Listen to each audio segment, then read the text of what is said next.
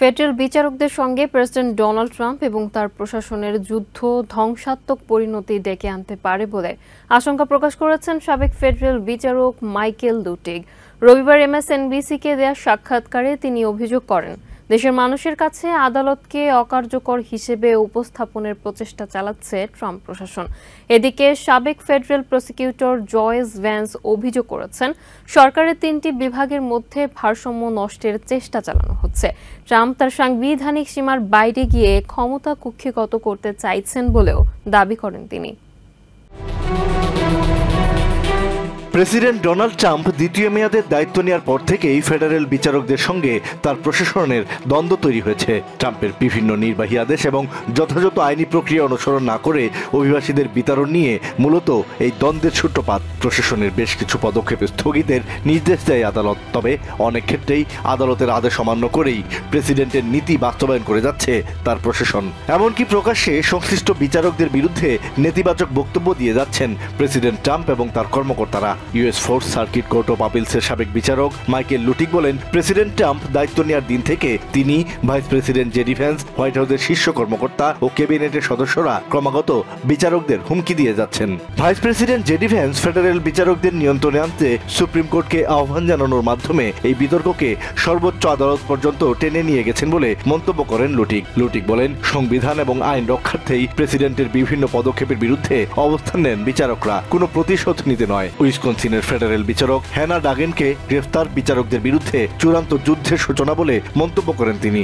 আইনের অধ্যাপক এবং সাবেক ফেডারেল প্রসিকিউটর জয়েস ভ্যান্স বলেন, দেশের প্রতিষ্ঠাতারা যেভাবে ক্ষমতার ভারসাম্য নির্ধারণ করেছেন তা পরিবর্তনের প্রচেষ্টা চালাচ্ছে বর্তমান প্রশাসন। বর্তমানে নির্বাহী বিভাগের পুরো ক্ষমতা ট্রাম্পের একার হাতে উল্লেখ করে এই আইন বিশেষজ্ঞ আরও বলেন, প্রেসিডেন্ট ট্রাম্প আরও ক্ষমতার অধিকারী হতে চান। ব্যয় সংকোচনে আরও আগ্রাসী না হলে প্রেসিডেন্ট ডোনাল্ড ট্রাম্পের বিগ বিউটিফুল বিল সেনেটে আটকে যাওয়ার সম্ভাবনা দেখছেন সিনেটর রন জনসন। সেনেটের সমর্থন পেতে হলে বাজেটে ঘাটতি কমিয়ে আনতে হবে বলে মনে করেন এই রিপাবলিকান নেতা। CNN-কে রবিবার তিনি বলেন, কোভিড পূর্ববর্তী সময়ের সাথে সামঞ্জস্যপূর্ণ করতে হবে ফেডারেল ব্যয়। এতে সহমত জানিয়ে আরেক Republican senator Rand Paul Fox নিউজকে বলেছেন, ব্যয় না কমালে আকাশ ছোঁয়া জাতীয় ঋণ হবে। মেডিকেইড ও স্ন্যাপ কর্মসূচিতে $1 ট্রিলিয়ন বেশি কাটছাঁট করার পাশাপাশি কয়েক ট্রিলিয়ন ডলারের কর ছাড় দিয়ে এক উচ্চাকাঙ্ক্ষী বাজেটের প্রস্তাব করেছে ট্রাম্প প্রশাসন। নানা রকম বাধাবিঘ্ন পেরিয়ে ট্রাম্পের এই বিল হাউসের অনুমোদন পেয়েছে গত সপ্তাহে। প্রেসিডেন্ট ট্রাম্প আশাবাদী বড় কোনো বাধা ছাড়াই সেনেটের অনুমোদন পেয়ে যাবে বিগ বিউটিফুল বিল। তবে ব্যয় সংকোচনে আরও আগ্রাসী না হলে এই বাজেটের অনুমোদন সেনেটে আটকে যাওয়ার সমূহ সম্ভাবনা আছে বলে মনে করেন সেনেটর রন জনসন। জনসন বলেন, কোভিড পূর্ববর্তী সময়ের সাথে সামঞ্জস্যপূর্ণ করতে হবে ফেডারেল ব্যয়, তবেই যৌক্তিক হবে ট্রাম্পের এই বাজেট। মেডিকেইড এবং স্ন্যাপে কোনো কাটছাঁটের পক্ষপাতী নন এই সেনেটর। জাতীয় ঋণ নিয়ন্ত্রণে রাখতে $7 ট্রিলিয়ন বাজেট না করে এই বিলের আকার 5.5 ট্রিলিয়ন থেকে 6.5 ট্রিলিয়নের মধ্যে রাখতে হবে বলে মন্তব্য করেন জনসন। ব্যয় আরও না কমালে প্রেসিডেন্ট ট্রাম্পের প্রস্তাবিত বাজেট বিলের বিপক্ষে সেনেটে অবস্থান নেবেন বলে স্পষ্ট জানান জনসন। একই দিনে এক পডকাস্টের অতিথি হিসেবে অংশ নিয়ে এই রিপাবলিকান নেতা বলেন, জাতীয় ঋণ বাড়তে দেওয়া যাবে না। সেনেট যেন ট্রাম্পের বাজেট বিলে যথাযথ পর্যালোচনা করে যে কোনো মূল্যে সেটা নিশ্চিত করবেন তিনি। সেনেটর জনসনের সাথে একমত হয়ে আরেক Republican senator Rand Paul Fox নিউজকে বলেন, প্রেসিডেন্ট ট্রাম্পের বাজেট প্রস্তাবে কাটছাঁটের হিসাব অত্যন্ত দুর্বল এবং হালকা। উচ্চ ব্যয় না কমালে জাতীয় ঋণ আকাশছোঁয়া হবে বলে সতর্ক করেন তিনি। বাজেটের আকার না কমালে দেশের ঋণ প্রতি বছর প্রায় $2 ট্রিলিয়ন করে বাড়বে এবং আগামী 10 বছরে ঘাটতি দাঁড়াতে পারে $3 ট্রিলিয়ন বেশি। বাজেট ব্যয়ে আরও কাটছাঁট না করলে এই ধরনের বিলে সমর্থন দেওয়া তার পক্ষে সম্ভব না বলে জানিয়ে দেন পল। বাজেট বিলে সেনেট সুনির্দিষ্ট পরিবর্তন দেখতে চাইলে সেটা পরিমার্জনের জন্য হাউসে ফেরত পাঠানো হবে বলে জানিয়েছেন প্রেসিডেন্ট ডোনাল্ড ট্রাম্প। রবিবার হোয়াইট হাউসে ফেরার সময় সংবাদকর্মীদের একথা জানান তিনি। নিজের বাজেট প্রস্তাবের সমর্থনে ট্রাম্প বলেন, ওষুধের মূল্য 50 থেকে 82% কমানোর চেষ্টা করেছেন তিনি, কিন্তু ডেমোক্রেটরা চাচ্ছে 68% কর বৃদ্ধি। এদিকে শান্তি আলোচনার মধ্যেই ইউক্রেনের রাশিয়ার ধারাবাহিক হামলার সমালোচনা করে ট্রাম্প বলেন, মস্কোর ওপর নতুন করে নিষেধাজ্ঞা আরোপের চিন্তা করছে ওয়াশিংটন। প্রেসিডেন্ট ডোনাল্ড ট্রাম্পের প্রস্তাবিত বাজেট বিলে হাউজের অনুমোদন পেতে রীতিমতো লড়াই করতে হয়েছিল রিপাবলিকানদের। তবে সেনেটের অনেকেই মনে করেন উচ্চাকাঙ্ক্ষী এই বাজেটে কাটছাঁটের আকার যথেষ্ট আগ্রাসী নয়, তাই অনুমোদন দিলে আকাশ ছোঁয়া হবে জাতীয় ঋণ। কিন্তু এই বাজেট বাস্তবায়নের পথে এগিয়ে যেতে পরিমার্জনে আপত্তি নেই ট্রাম্পের। সেনেট যদি তার প্রস্তাবিত বাজেটে সুনির্দিষ্ট কোনো পরিবর্তন দেখতে চায়, বিগ বিউটিফুল বিল পরিমার্জনের জন্য হাউজে ফেরত পাঠানো হবে বলে নিশ্চিত করেছেন প্রেসিডেন্ট। সবসময় যে এসব পরিবর্তন দেখতে ভালো লাগে না তা স্বীকার করে প্রেসিডেন্ট বলেন, সেনেট যা সিদ্ধান্ত দেবে তা মাথা পেতে নেবেন তিনি। নিজের বাজেট প্রস্তাবের সমর্থনে ট্রাম্প বলেন, ওষুধের মূল্য 50 থেকে 85% কমানোর চেষ্টা করছেন তিনি, কিন্তু ডেমোক্রেটরা চাচ্ছে 68% কর বৃদ্ধি। চলমান পরিস্থিতিকে হাস্যকর বলে মনে করেন প্রেসিডেন্ট।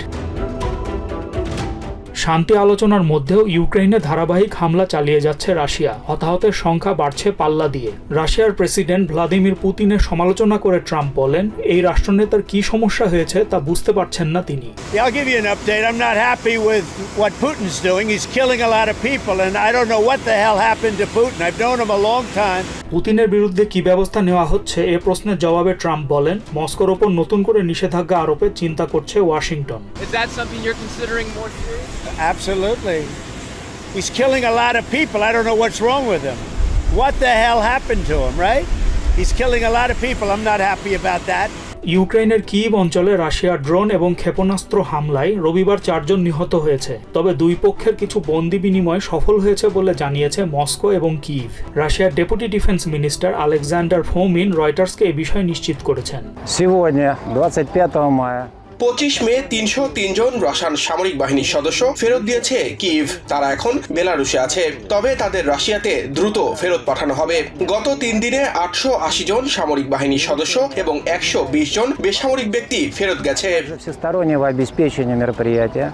এদিকে সংবাদকর্মীদের এক প্রশ্নের জবাবে প্রেসিডেন্ট ট্রাম্প বলেন, পারমাণবিক অস্ত্র ইস্যুতে ইরানের সাথে কার্যকর আলোচনা চলছে। রক্তপাত না করেই সংকট নিরসন করার চেষ্টা চালিয়ে যাচ্ছেন বলে জানান তিনি। I can tell you the Iran talks have been going very well. And you said you're unhappy. I'd love that to happen because I'd love to see no bombs dropped and a lot of people dead. I really would like to see that happen. New York সিটিতে 2 দুর্বৃত্তের হামলায় গুরুতর আহত হয়েছেন Bangladeshi American এক police কর্মকর্তা। তার নাম নাসির চৌধুরী। শনিবার ভোরে দায়িত্ব পালন শেষে বাড়িতে ফেরার উদ্দেশ্যে নিজ গাড়িতে ওঠার সময় ডাকাতির উদ্দেশ্যে তার উপর হামলা চালায় দুর্বৃত্তরা। তার বন্দুকটিও ছিনিয়ে নিয়ে গেছে তারা। গুরুতর আহত অবস্থায় নাসিরকে হাসপাতালে ভর্তি করা হয়েছে। পুলিশ 2 দুর্বৃত্তের ছবি প্রকাশ করেছে। ব্রঙ্কসের পার্কচেস্টারের সেন্ট পিটার্স এভিনিউতে ঘটেছে এই ঘটনা। নিউ ইয়র্ক সিটি পুলিশের হাউজিং ডিপার্টমেন্ট PS9-এ কর্মরত নাসির চৌধুরী কাজ শেষে বাড়ির উদ্দেশ্যে রওনা হওয়ার সময় ভোর 4:09 অতর্কিতে তার উপর হামলা চালায় 2 দুর্বৃত্ত। তাকে নির্মমভাবে পেটাতে থাকে তারা।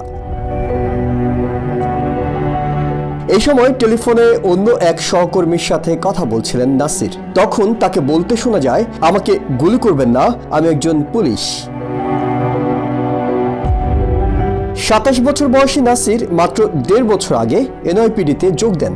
দুর্বৃত্তের হামলায় মাটিতে পড়ে গেলে তার চোখ ও মাথায় আঘাত করতে থাকেন তারা। পরে তাকে উদ্ধার করে ব্রঙ্কসের একটি হাসপাতালে ভর্তি করা হয়েছে।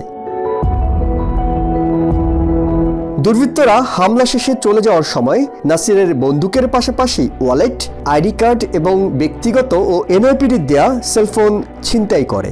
পরবর্তীতে সিসিটিভি ক্যামেরা থেকে 2 দুর্বৃত্তের ছবি প্রকাশ করেছে NYPD। তাদের মধ্যে একজনের পরিচয় শনাক্ত করা গেছে। তার নাম টেবিয়ন হারগ্রোভ, বয়স 23 বছর। অন্য অপরাধীকেও শনাক্ত করার চেষ্টা চলছে, তবে এই ঘটনার পর এখন পর্যন্ত কাউকে গ্রেপ্তার করা সম্ভব হয়নি। হার্ভার্ড ইউনিভার্সিটির বিদেশি শিক্ষার্থীদের মধ্যে কেউ ইহুদি বিদ্বেষী আছে কিনা তা যাচাই করতে শিক্ষার্থীদের তালিকা চেয়েছে ট্রাম্প প্রশাসন। রবিবার সাপ্তাহিক ছুটির শেষে হোয়াইট হাউসে ফিরে সংবাদকর্মীদের একথা জানান প্রেসিডেন্ট ডোনাল্ড ট্রাম্প। একই সঙ্গে সামাজিক মাধ্যমে দেয়া এক পোস্টে তিনি হতাশা প্রকাশ করে বলেন, হার্ভার্ডের 31% শিক্ষার্থী বিদেশি। তিনি জানান এই সংখ্যা তিনি কমিয়ে আনতে চান। তিনি অভিযোগ করে বলেন, প্রশাসনের কাছ থেকে বিলিয়ন বিলিয়ন ডলার অনুদান নিলেও শত্রুভাবাপন্ন দেশ থেকে আসা ছাত্রছাত্রীদেরই পড়াচ্ছে হার্ভার্ড। ক্যাম্পাসে সহিংসতা, ইহুদি বিদ্বেষ এবং চাইনিজ কমিউনিস্ট পার্টির সাথে আতাতের অভিযোগে হার্ভার্ড ইউনিভার্সিটিতে বিদেশি শিক্ষার্থীদের পড়াশোনার অনুমোদন গত সপ্তাহে বাতিল করে ট্রাম্প প্রশাসন। যদিও ফেডারেল আদালতের হস্তক্ষেপে একদিনের মধ্যেই স্থগিত হয়ে গেছে এই নিষেধাজ্ঞা, তারপরও বিশ্ববিদ্যালয়টির পিছু ছাড়েননি প্রেসিডেন্ট। রবিবার সংবাদকর্মীদের কাছে ট্রাম্প অভিযোগ করেন, হার্ভার্ডের প্রায় 31% শিক্ষার্থী পড়তে আসে দেশের বাইরে থেকে, তাই এ সংখ্যা কমিয়ে আনতে চান তিনি। Look, part of the problem with Harvard is that there are about 31%, almost 31% of foreigners coming to Harvard. President বলেন, বিশ্ববিদ্যালয়টি বিলিয়ন বিলিয়ন ডলার ফেডারেল অনুদান নিচ্ছে, কিন্তু এই 31% বিদেশি শিক্ষার্থীদের মধ্যে কারা আছে তা জানাতে চাচ্ছে না এই প্রতিষ্ঠান। সামাজিক মাধ্যমেও এরকম একটি পোস্ট দেন তিনি। দাবি করেন, শত্রুভাবাপন্ন দেশ থেকে আসা ছাত্রছাত্রীদের পড়াচ্ছে এই প্রতিষ্ঠান। We give them billions of dollars, which is ridiculous. We do grants, which we're probably not going to be doing much grants anymore to Harvard. But they're 31%, but they refuse to tell us who the people are. We want to know who the people. বিদেশি ছাত্রছাত্রীদের নিয়ে কোনো সমস্যা নেই, কিন্তু 3 ভাগের 1 ভাগ শিক্ষার্থী দেশের বাইরে থেকে আসলে সেটা বাড়াবাড়ি হয়ে যায় বলে মন্তব্য করেন ট্রাম্প। দাবি করেন, বিদেশি ছাত্রছাত্রীদের ভিড়ে দেশের শিক্ষার্থীরা উচ্চশিক্ষা থেকে বঞ্চিত হচ্ছে। Now a lot of the foreign students we wouldn't have a problem with. I'm not going to have a problem with foreign students, but it shouldn't be 31%. It's too much because we have Americans that want to go there and to other places. Trump আশ্বাস দিয়ে বলেন, Harvard ইউনিভার্সিটির বিদেশি শিক্ষার্থীদের মধ্যে ইহুদি বিদ্বেষী আছে কিনা তা নিশ্চিত করতেই প্রতিষ্ঠানটিকে তাদের শিক্ষার্থীদের নামের তালিকা পাঠাতে বলেছেন তিনি। We want a list of those foreign students and we'll find out whether or not they're okay. Many will be okay, I assume, and I assume with Harvard many will be bad.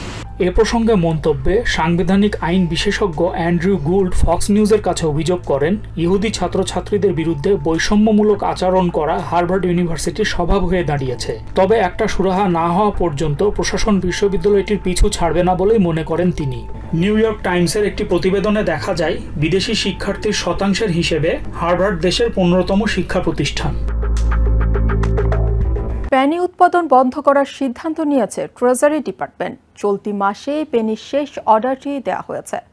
এমন সিদ্ধান্তের মূল কারণ উৎপাদন ব্যয়। এখন 1 Penney উৎপাদন করতে সরকারের খরচ হচ্ছে 4 পেনি। তাই এই উৎপাদন বন্ধ করে বছরে প্রায় $56 বিলিয়ন সাশ্রয় করতে চায় সরকার। ফলে অদূর ভবিষ্যতে মানুষের মুখের কথা আর শৌখিন সংগ্রহশালা ছাড়া আর কোথাও পেনি দেখা হয়তো পাওয়া যাবে না। 2 শতাব্দীরও বেশি সময় ধরে দেশের মানুষের পকেটে শোভা পায় দস্তার ওপর তামার প্রলেপ দেয়া মুদ্রা, পেনি বা সেন্ট। তবে এই পয়সার দিন শেষ হয়ে এসেছে।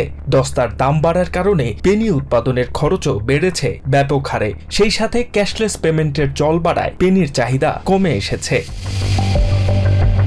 এ কারণে চলতি মাসে পেনি উৎপাদনের অর্ডার দেয়া হলেও এটিই হতে যাচ্ছে এই ধাতব মুদ্রার উৎপাদনের শেষ চালান। কেননা এরপর থেকে নতুন করে আর কোনো পেনি উৎপাদন করা হবে না বলে বৃহস্পতিবার ঘোষণা দিয়েছে ট্রেজারি ডিপার্টমেন্ট। ফলে অদূর ভবিষ্যতে মানুষের কথায় বাগধারায় আর শৌখিন সংগ্রহশালা ছাড়া পেনির দেখা নাও পাওয়া যেতে পারে।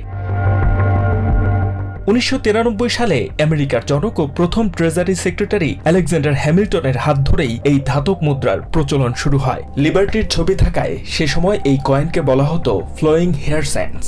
পরবর্তীতে এই মুদ্রায় আব্রাহাম লিঙ্কনের ছবি সংযুক্ত হলে তাও বেশ জনপ্রিয় হয়ে ওঠে। এমনকি অনেক চলচ্চিত্র সংলাপে ও গানেও স্থান পায় পেনি শব্দটি।